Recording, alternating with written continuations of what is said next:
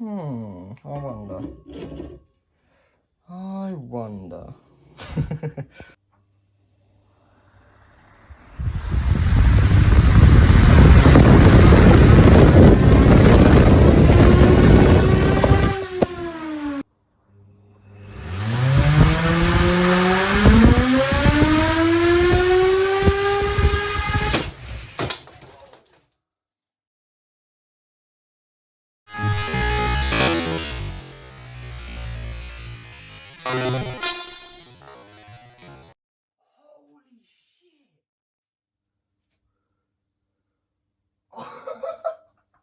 We exploded the blade.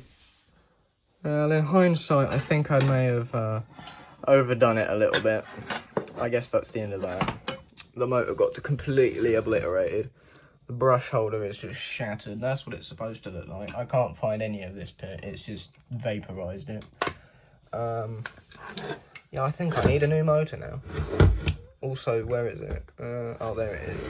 There's a nice big crack in the housing there, and it does not spin. Oh, it does spin a little bit, but not as smoothly as it was or did. That was absolutely nuts.